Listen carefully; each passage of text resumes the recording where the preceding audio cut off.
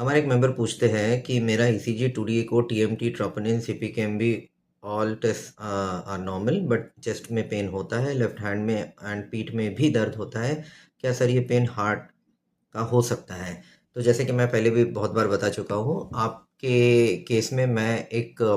Specific आपके इलाज के हिसाब से एडवाइस नहीं दे पाऊँगा, क्योंकि इस प्लेटफॉर्म पे जो मुझे इन जनरल पेशेंट की डिटेल्स चाहिए रहती है, जो मुझे कंसल्टेशन के दौरान मैं देखता हूँ, उनकी हिस्ट्री, उनके एग्जामिनेशन के फाइंडिंग्स, उनके सारे रिपोर्ट्स,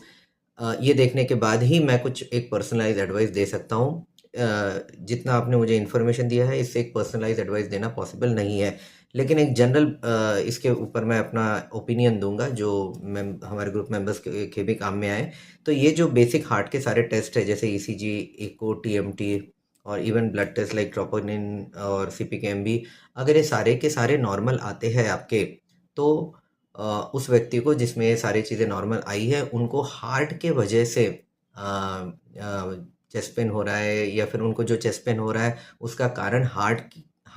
की बीमारी है, इसकी पॉसिबिलिटी बिल्कुल ना के बराबर हो जाती है। क्योंकि ये सारे जो टेस्ट है हार्ट के, जितने भी अलग अलग एस्पेक्ट्स है, जैसे हार्ट का रेट रिदम कैसे चल रहा है, हार्ट स्ट्रक्चरली फंक्शनली कैसा है, हार्ट के नस में कोई मेजर ब्लॉकेज है या नहीं, ये सारी की सारी जो चीज़ें हैं ना, इन सारी जो टेस्ट आपने बताया इसमें इवैल्यूएट हो जाती है। देखिए, याद रखिए, अगर आपको चेस्ट में पेन हो रहा है, पीठ में पेन हो रहा है, तो ये सारी की सारी ये जो पेन वाली जो ये जो कंप्लेंट्स हैं, सिर्फ हार्ट की वजह से ही होगी ऐसा ज़रूरी नहीं है। तो ऐसे सिचुएशन में अगर ये बेसिक टेस्ट नॉर्मल आ जाती है, तो यूजुअली मैं ज़्यादा हार्ट के टेस्ट नहीं करवाता हूँ। उसके पहले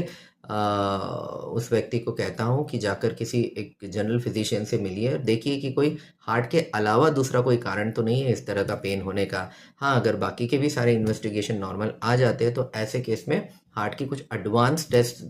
फिर मैं उनको एडवाइस करता हूँ, डिपेंडिंग अपॉन उनके कंप्लेंट्स। अभी एडवांस टेस्ट कुछ भी हो सकती है, सीटी एंजियोग्राफी हो सकता है, कैथेटर एंजियोग्राफी हो सकता है, कार्डियक एमआरआई हो सकता है, कुछ भी हो सकता है, depending upon the complaints and overall clinical profile. तो मैं आपको एडवाइस दूंगा कि अगर आपके सारे बेसिक टेस्ट नॉर्मल हैं, तो सबसे पहले तो एक जनरल फिजिशियन को मिलना चाहिए, जो कोई हार्ट के अलावा दूसरा कुछ कारण तो नहीं है आपके पेन का, ये इवैल्यूएट कर ले, और उनके एंगल से अगर सब कुछ नॉर्मल आता है तो वापस अपने कार्डियोलॉजिस्ट से एक बार आप ज़रूर मिल लीजिएगा।